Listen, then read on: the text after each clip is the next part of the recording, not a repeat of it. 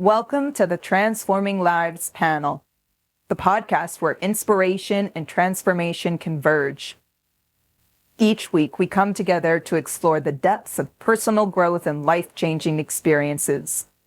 Come along with us as we deep dive into personal stories. Through intimate conversations, our guests and panel reveal the pivotal moments that have defined their paths, shown their strengths, and formed their passions. We are so happy you are here, and we welcome you to our circle where empathy and empowerment are always at the forefront.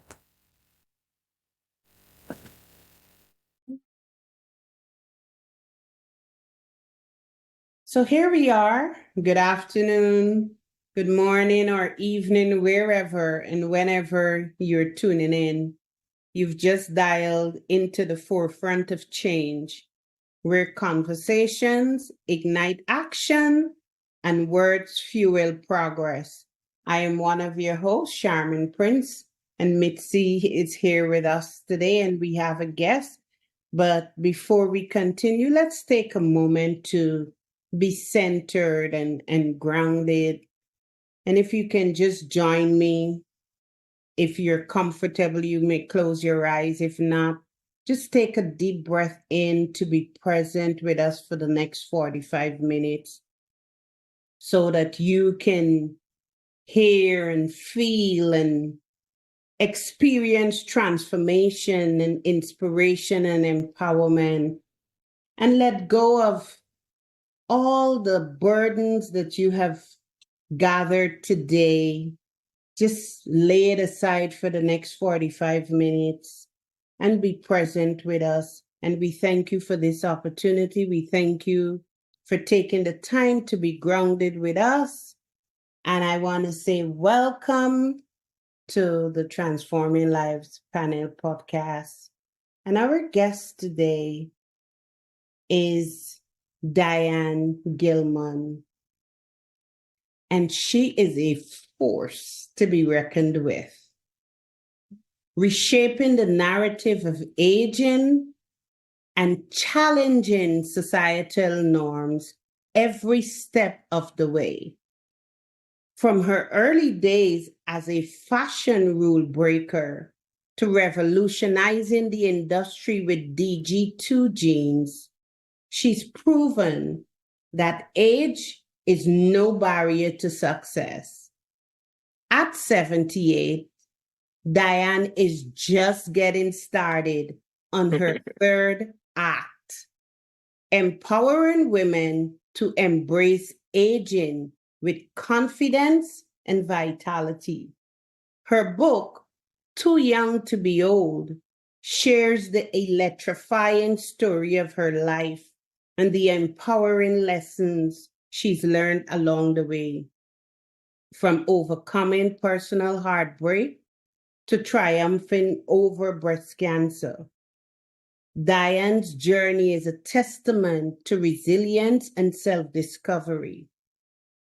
Through her podcast, Too Young to Be Old, with Diane Gilman, she continues to inspire and educate the 50-plus community on nutrition, health, wellness, beauty, and skincare and aging solutions.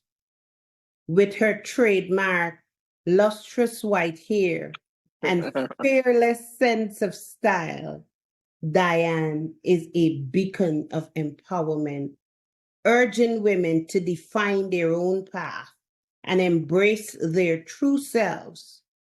Join Diane in her mission to show the world how cool aging can be and discover the limitless possibilities that come with living your best life after 50.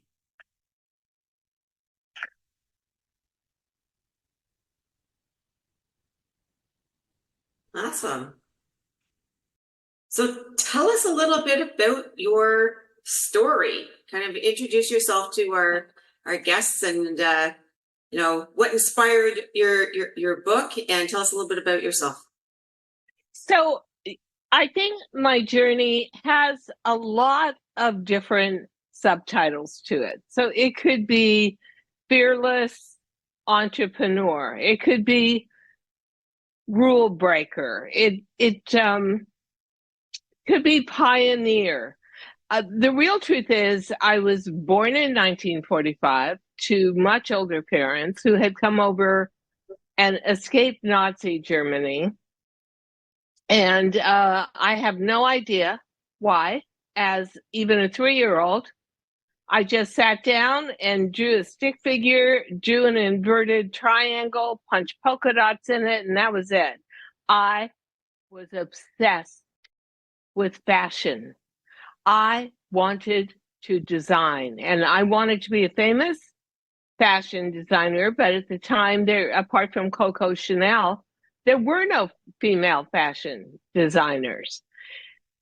And women didn't work. Middle-class women did not embarrass their family by working. If you were going to go to college, it was only to find a husband. That was made very clear to me. I mean, I must have given my parents 100,000 heart attacks. I remember my father walking into my bedroom. I must have been 9 years old, 10 years old. And I'm dancing around the room to Elvis Presley, Blue Suede Shoes. And he took the radio, held it above his head, and smashed it to the ground like, evil, evil. This is not going to be listened to. So they had a whole game plan for me. I had another game plan. The 60s hit, and I had to make a choice. And I think I absolutely made the right choice. I had to leave home to pursue what was a passion to me. And so I was at UCLA. It was very inexpensive at that time. And so you could sort of put yourself through college. And I met other like-minded people, and one of them became my best friend, and her boyfriend was Jim Morrison from The Doors. And Steven Spielberg was just not even attending classes at UCLA. He was just sitting in, and he used to hang out with us. And then I met Cher, and then I met Anne Margaret, and then I met Janis Joplin, because I had a boyfriend who was a record agent for RCA. And so I got into the music industry, and I loved nothing more. I got into the music industry to dress them, not to sing. And I loved nothing more than taking denim and hand painting it and jeweling it and cutting it and patching it and ripping it and embroidering it. And so I really got into that whole part of the world when we went to the Whiskey Go-Go on Monday night. Huge, huge club, totally dark. Out on stage comes this wild woman with red hair and a bottle of Southern Comfort, opens up her mouth. It's this wall of sound. And when she was done, of course, she wanted to talk to my boyfriend. He should have wanted to talk to her more. He didn't really get her music. And she looked at me and said, "Hey, man, your jacket is groovy." And I was like, "I'm taking it off. You can have it. You can have it." So I painted denim and leather. I did hand painted pants, leather pants for Rod Stewart. And I did that till about 1973, 74. I was in California. I was in LA first, and then migrated with the music scene up to San Francisco, and lived next door to Gracie Slick and the Jefferson Airplane Mansion. And I mean, I got to meet the Grateful Dead and go to parties. And one day I woke up and said, you know, you cannot do this forever. Like, you have to make a decision, either really be professional or get another career, not fashion. But the party is almost over.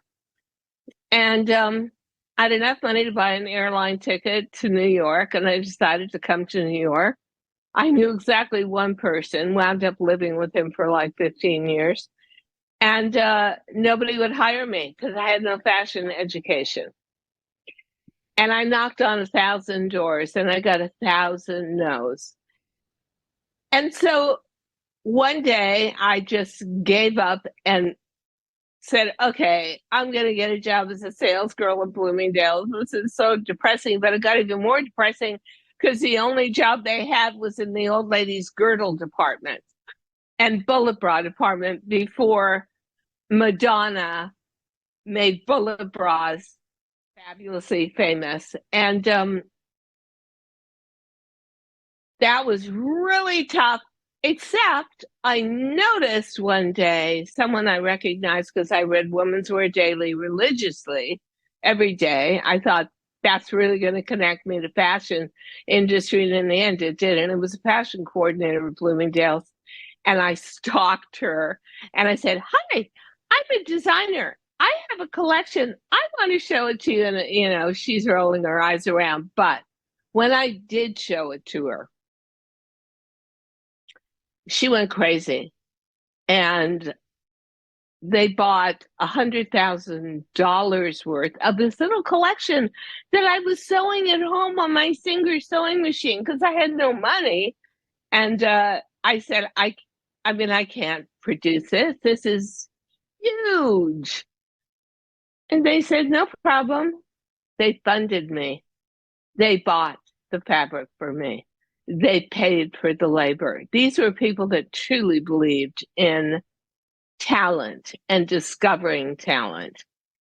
So I got all the windows of Bloomingdale's for 2 weeks.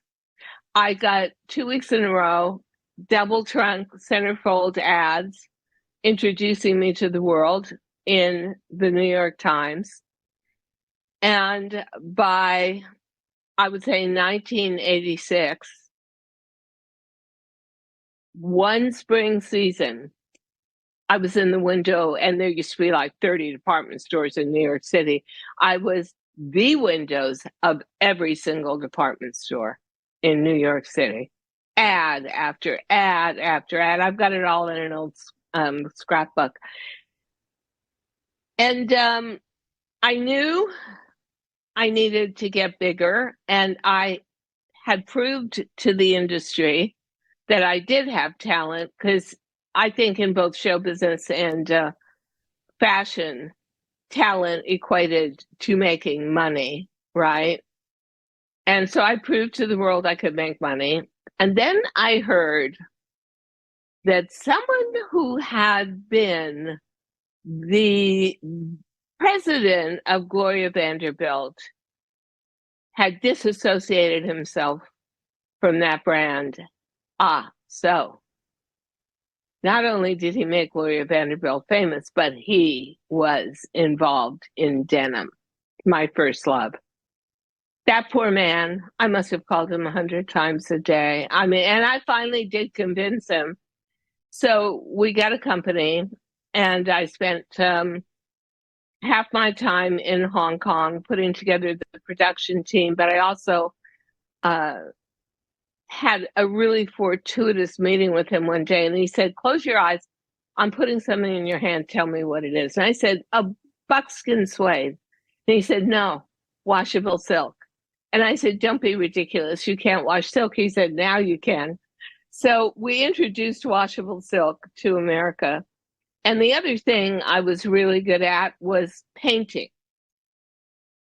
So I painted all the prints, and then they were interpreted professionally into silk screens. And it was a huge hit. And we were in every department store in America with our own department, Diane Gilman collection. And the one major problem was these guys weren't paying me what they should pay me. I'm not saying I wasn't making good money, but it wasn't making the kind of great money that millions and millions of dollars worth of orders. So sometimes the worst of times can bring the best of times. So I was stupid enough to sue them, and I couldn't use my name. I couldn't use my label. while the lawsuit was going on. They had tons of money. Some of it was mine. And they could hold out on the lawsuit forever. So I'm dying. And one day I get a phone call. And it's like, hello, I'm a talent scout from QVC. It's Diane Gilman there. And I said, this is not funny. Who is this? He said, no, I'm not trying to be funny. I am a talent scout from QVC, and we would love to have you come on air and design a collection. And I said, I'm so sorry. Can't do. I can't use my label. I can't use my name. And she said, no problem. We've got a lot of people like you. Call you Diane. So in 1994, in the fall, October, I believe, I made my first debut on TV, and it was washable silk. There were a lot of rules I didn't understand, but on the other hand, I didn't even understand how to look into the TV camera.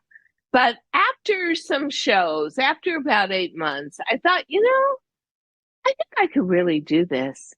And I like this because if you love what you're designing, you get a chance to illuminate it on TV and very personally explain it all. And then HSN called me up and said, if you come to us, we will give you, because I didn't have a lot of design freedom. They said, we'll give you all the design freedom you'll ever want. You can design what you want. You can explain it the way you want. Okay, so at HSN. And it went on, and it was good. And I was really building an audience, but I didn't love washable silk. I didn't love wearing it. I loved painting and putting it on fabric and, taking that blank canvas and filling it. But I really wanted to go back to my roots, and jeans were just coming into their fashion own. And Britney Spears was wearing suddenly the low-cut jeans with 10,000 diamonds dripping off of them. And I thought, oh my God, I want that. But by this time, I was about 59, and I went out to find jeans I loved. I couldn't fit into jeans anymore. Hormones, lack of hormones are taking care of that, right? I was big around the middle. I had skinny little legs. I was totally out of proportion for a younger woman's jean, and there were only jeans for younger women. So I'm pretty bummed out. And one day I thought, you are such an idiot, Diane. You've got a professional sewing room in New York. Buy the special little pieces of equipment you need. Go out and buy 3 yards of denim. Take your own measurement. Make a personalized, completely customized fitted jean for your pudgy middle-aged body. And I did. And it was unbelievable. I felt like me again. I felt 20 years younger. I felt hip. I felt more connected to society. And everybody started treating me differently, as if I was younger, as if I was funnier, as if I was smarter. And so we had just gotten a female CEO at HSN, Home Shopping Network, who had been with Ralph Lauren and helped found and give birth to polo jeans. So here was a CEO and female and coming into middle age, and she knew jeans. So I knocked on a million industry doors, and they all said, jeans for middle-aged women. Who wants to see middle-aged women in jeans? And I thought, I do. So again, everybody said no. And I remember her knocking on my green room door, and I had these giant rollers in my hair. I had no idea who this woman was. And when I figured out who she was, I'm thinking, oh my God. And she said, what do you really want to do? And I said, I really want to design and sell jeans on air. And she said, okay, you understand, no tele-retailer has ever sold a fitted bottom on TV. It's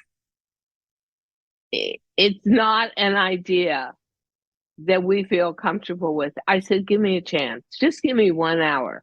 1 hour, because you get hour shows or 2-hour shows. She said, all right, just understand I'm not giving you prime time. I can't afford to lose $500,000 in the best hours of the day.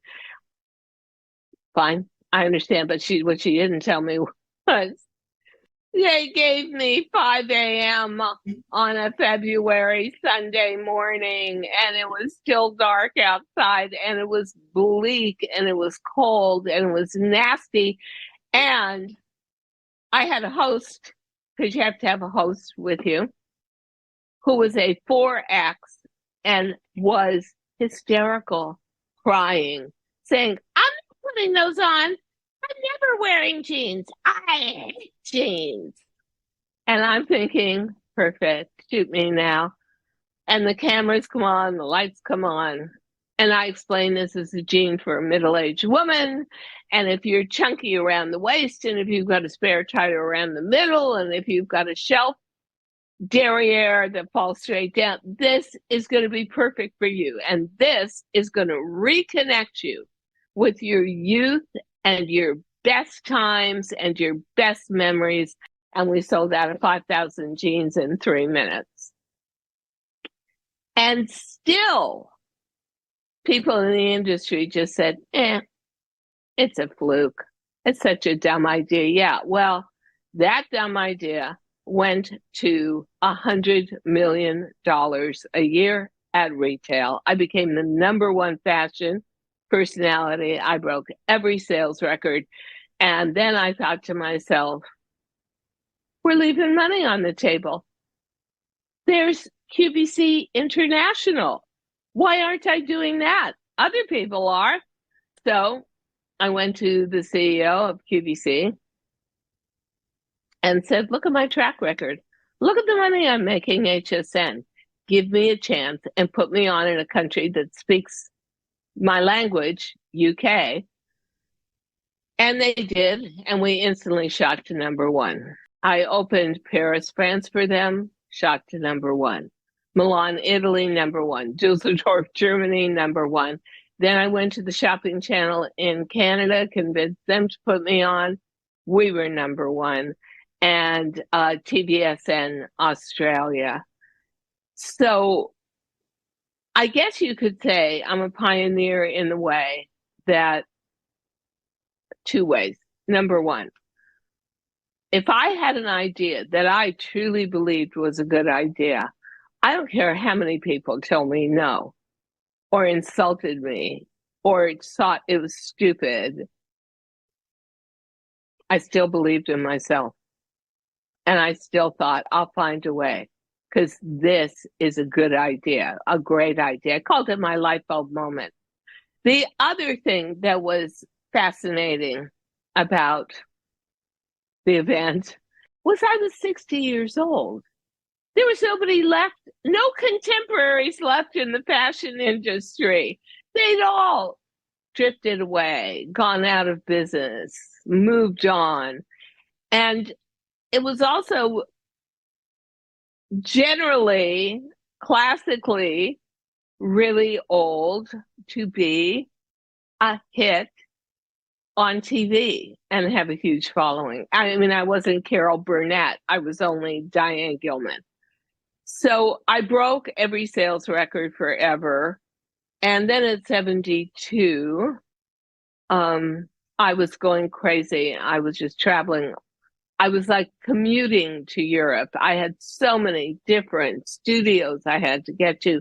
Nobody wanted a substitute. Everybody wants the original me. And it was killing me.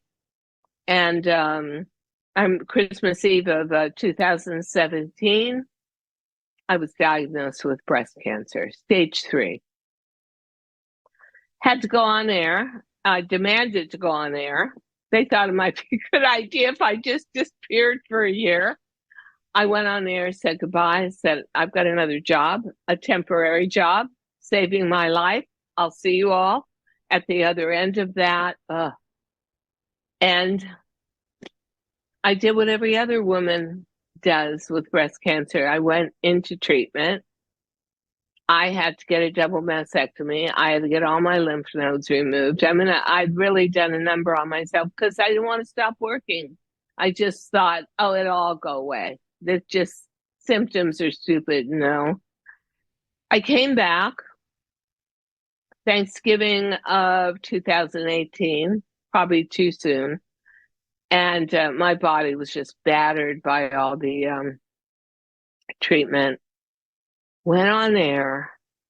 That customer base was so loyal, so grateful for having an article of clothing that connected them to everything they loved about their youth. We sold, ready for this, 225,000 jeans in one day, in 8 hours on air. It was spectacular.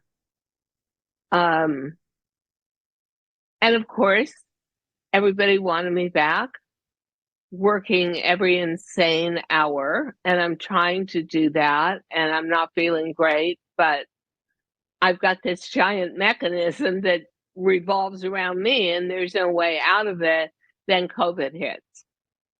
And they closed down the studio like I did a midnight to 2 a.m. show. I woke up in the morning. I look at my cell phone. There's great big red letters. Do not go to studio, totally closed. And took the first plane home and conducted years of shows from my living room in total isolation. And you know what? It allowed me to heal. I really loved that. It wasn't, and it wasn't the same kind of energy, but at some point, and then QVC and then management changed, and I asked myself a question, and this has to be how a great divorce happens. The question was, is this what you want to do for the rest of your life? And the answer was no.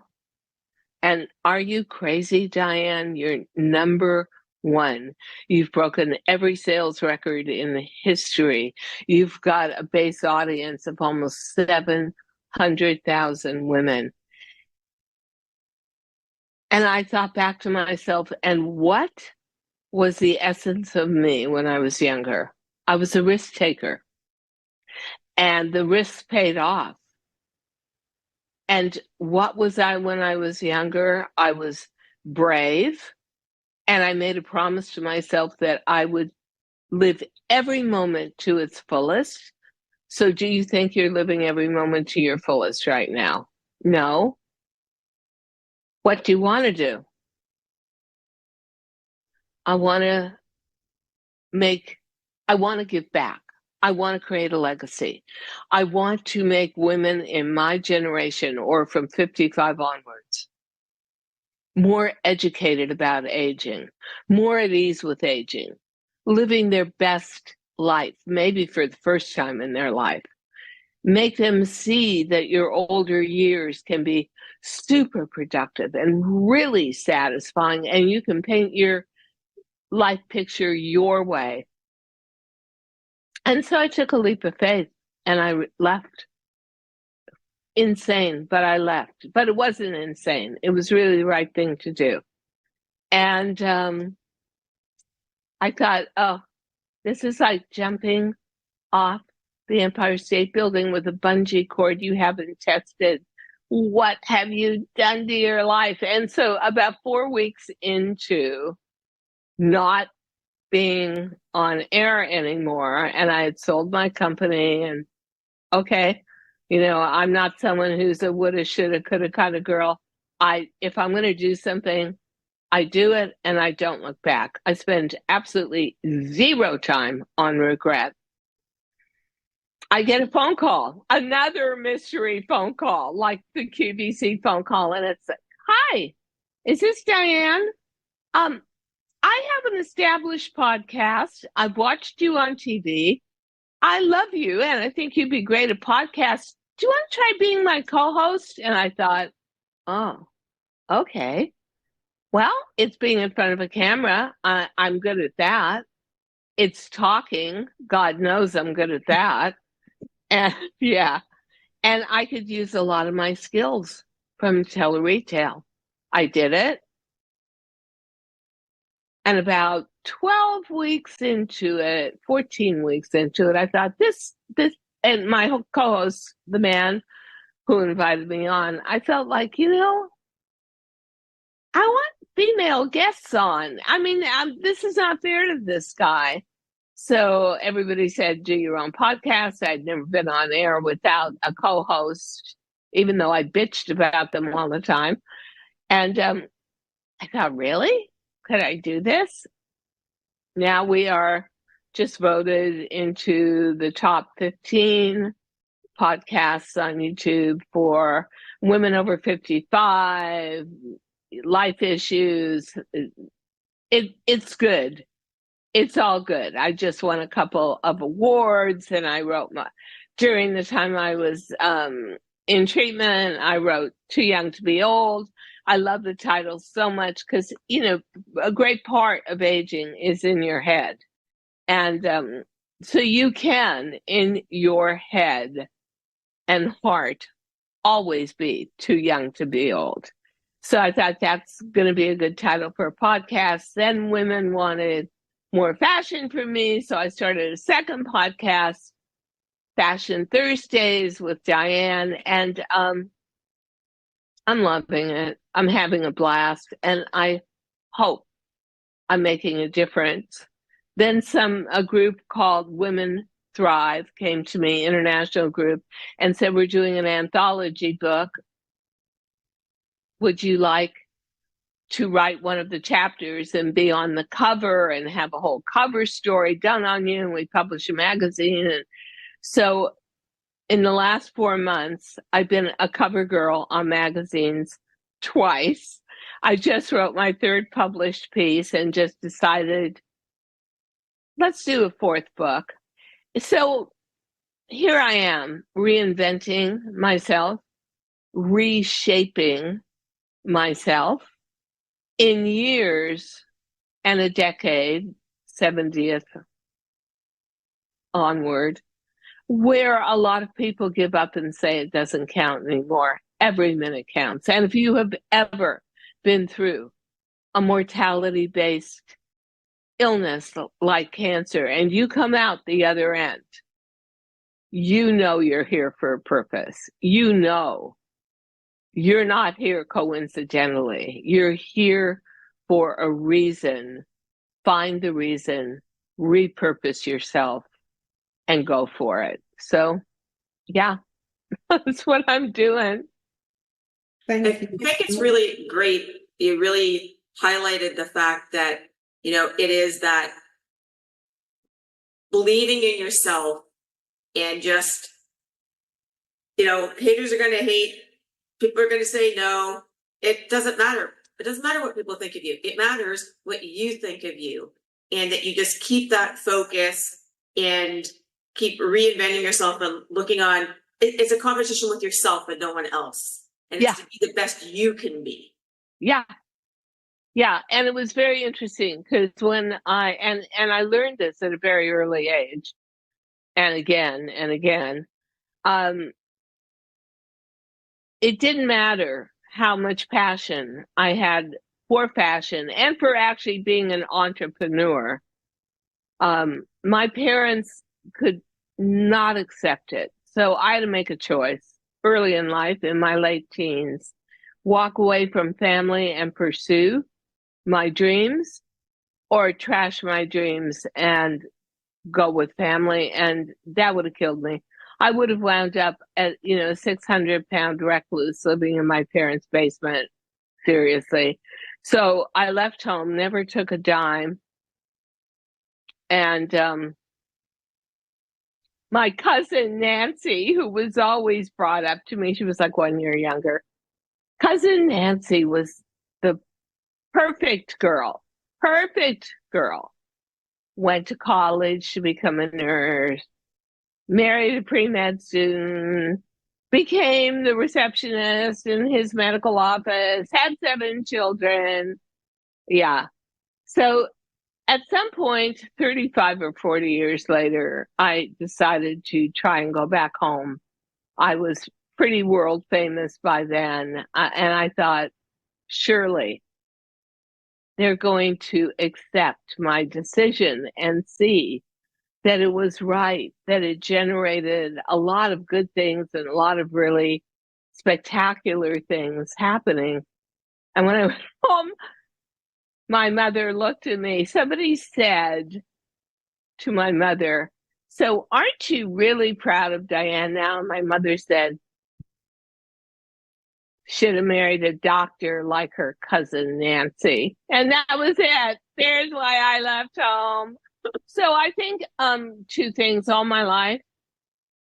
Everything I ever believed in, I had to fight for. Everything I ever believed in, I had to do with very little support. Certainly no financial support from my family. I started out with a nickel and a dime. And when you get to be 55 or 60, or in my case, in my 70s, everyone's got an idea for what you should do with the rest of your life, except none of them have been here. They're all 30-year-olds telling you what you should do. Oh, you should go on a cruise. You should be cruising.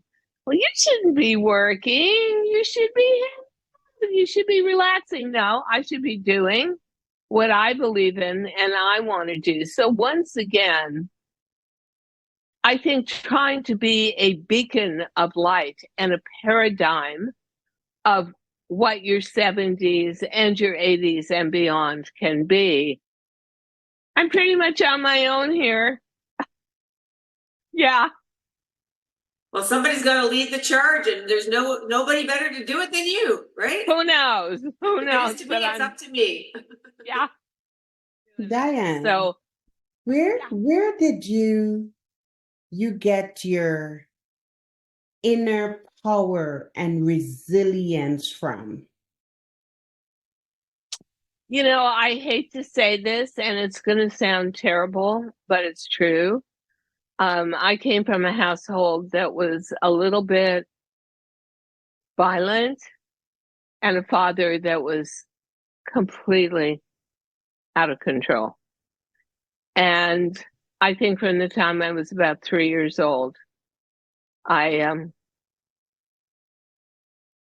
spent a lot of days hiding in closets from him, and if I came out, he'd chase me around the house with a butcher knife, and I had no choice. That's how I've seen almost my entire life. I had choices, obviously everybody does, so split screen. But if I was going to develop it as a human being, I was not going to do it with any kind of support. And so I had to grow my own strength and resilience. And I ask myself a million times, if you had to ask yourself one question in life, Diane, what would it be? Why did I get the parents I got? Because they didn't act like they loved me, and they didn't do anything supportive. And I'll give you one truly heartbreaking example. I was very good at languages. I was really good at French. I wanted so badly to go to the Sorbonne for college. Also because Paris was the fashion capital of the world. That would expose me to people, and I was pretty sure I'd wind up meeting somebody who would get me into one of the fashion houses like Dior or Chanel, and I could learn the trade. And I found out, my mother told me when I was 52 years old that I'd gotten a 4-year scholarship to the Sorbonne for French through my French teacher in high school, but they had intercepted the letter and burned it because they didn't want me to be in fashion or go abroad. So, I don't know that many children later in life would hear that story and not go berserk. But I think my resilience came from self-survival. I was just in a household that was so violent and hostile to me. Violent physically and violent emotionally. And I had to learn how to take care of myself really early in life. And, the paradox to that was my father was a successful entrepreneur. He had a jewelry store, which he later sold to Zales and then retired at a really early age. And I grew up in the back of a Cadillac as sort of a poor little rich girl. And nobody at the time, it was not okay in the 1940s or 50s to turn around and tell anybody what was going on in your house. But one day I was with the school counselor and she said, "You look really disturbed." And I told her kind of what my father was doing to me. And she called up my parents and said, "Do you know the lies your daughter is telling about you? And she says you're doing all this stuff." And then, of course, you go home and you get beaten up. And so I think at a very early age, I got the karmic picture that life was not going to be easy, that I was going to have to fight for everything I wanted and wanted to accomplish. And I came to terms with that. Is that a good answer for you? It's kind of a long, circuitous, sort of sad answer, but that's the truth. But it's very authentic. And I really appreciate that. And I'm sure our listeners would love that because so many of us can connect to different parts of what you just presented to us. Yeah. And I want to thank you for being so vulnerable and honest. Sometimes it's very automatic or easy for people to look at somebody like me and think, "Oh, she's been great her whole life. And obviously it's been easy. And look at her." And it's not that way at all. It's not that way at all. And the one thing that I think is a very good trait for me is I believe that bitterness and regret is polluting to your spirit and your soul. So I stay away from that and I look for and feel for everything I can be grateful for having, like my life after stage 3 breast cancer. And it's a much better way to live. Oh, wow. Thank you. Thank you so much, Diane. And in closing, what would you like to leave with our listeners? I think the most important thing to me, because I had my big fashion light bulb moment at 60, I had my best television shows well into my 70s. At 78, this year, I'm on the cover of 2 magazines celebrating my books and my career. And you don't ever think that your life is carved in stone. Your best years, you may become a star, a media star at the age of 80. And I'll tell you what, it's no less sweet than doing it at 20, because most people that peak at early age fall and have a really tough time with that the rest of their lives. Very few people keep the same level throughout their lives. So for me, I learned, again, who knows why, just my karma, that I was a late bloomer. And you could be too. Anybody in your audience could be. But I leave you with this. Make your 50s, your 60s, your 70s, your 80s joyful. Make them productive. Use your time intentionally and do something that truly resonates in your heart. And that heart energy will always be successful. Thank you so much for sharing and inspiring our audience, both Thank young you. and old, and everything in between. I hope so. I hope I didn't scare anybody. Anyway, thank you so much. Thank you. And how can our audience who may desire to be in contact with you and to get your book, how do they find you? Well, okay, so the book, Too Young to Be Old, is on Amazon. And you can go thedianegilman.com, all together in small caps. And I have my own YouTube channel. I'm on Instagram. I'm on TikTok. I'm wherever you are in the social media world. That's me. And I'm learning all of that is new and really interesting and inspiring. So that's the other thing. If you're older, like me, don't let technology terrify you. Don't let technology run over you. Technology is not going to disappear, but once you get into it, it is like the Wild Wild West. It's a really fun ride. So yeah. Thank you so much. Thank you. Diane. And thank you to for our listeners for listening. Goodbye.